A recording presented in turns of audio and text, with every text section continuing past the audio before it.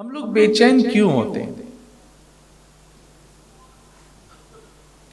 کام تو کر رہے ہیں لیکن چین نہیں ہے، جس کو ہم کہتے ہیں نا کہ ایک طرح کا کنٹینٹمنٹ جو ہوتا ہے وہ ہمارے پاس آتا ہی نہیں ہے۔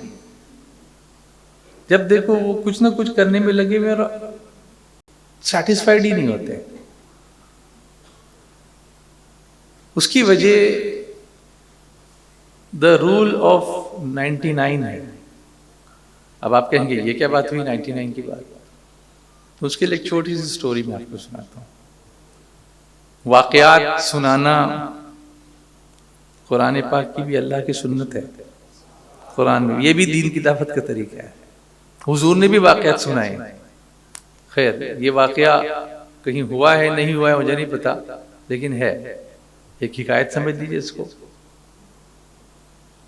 ایک بادشاہ تھا،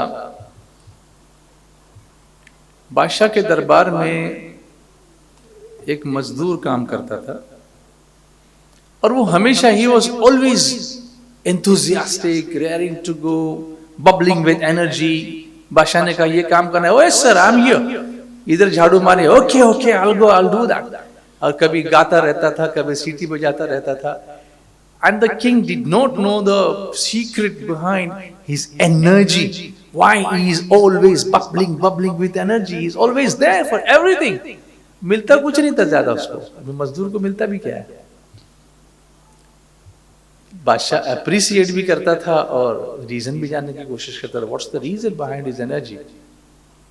Sometimes we have everything but we are very lethargic، we have that lethargic feeling۔ اس کے کئی ریزنس ہو سکتے ہیں اس لیتھارجک فیلنگ کے، اس کے فزیکل ریزنس ہو سکتے ہیں، اس کے میڈیکل ریزنس ہو سکتے ہیں، اس کے سائیکولوجیکل ریزنس ہو سکتے ہیں، اس کے فیزیولوجیکل ریزنس ہو سکتے ہیں، اس کے انوائرمنٹل ریزنس ہو سکتے ہیں، اس کے سوشل ریزنس ہو سکتے ہیں۔ You have to find out کہ why I am so lethargic, اس کے بارے میں معلوم کرنا پڑے گا، ہے نا موسیٰ؟ جی ماشاء اللہ، موسیٰ knows it very well۔ So the question in front of that king was, what is the secret of the energy, of the enthusiasm, of the energy of this person who doesn't have any status in the life? He's just a small worker۔ تو اس نے ایک دن وزیر کو بلایا، اس کے minister کو۔ I want to find out the reason behind his energy۔ وزیر نے کہا کہ سر یہ صرف 99 کی کرامت ہے۔ تو کہا یہ کیا ہو سکتا ہے، کیسے؟ کہا دیکھو کل سے دیکھنا اس کا کیا ہوتا ہے۔ شام ہوئی، وزیر اس کے گھر گیا، مزدور کے، ایک چھوٹی سی جھوپڑی تھی۔ اندھیرے میں جا کر اس نے ایک سونے کی اشرفیوں کی تھیلی اس کے گھر کے دروازے پہ رکھی، اور اس تھیلی پر ایک لیبل لگا دیا کہ اس کے اندر 100 سونے کی اشرفیاں ہیں۔ کیا ہے اس میں، اس تھیلی میں 100 سونے کی اشرفیاں ہیں، لیکن ایکچولی اس میں رکھی صرف 99۔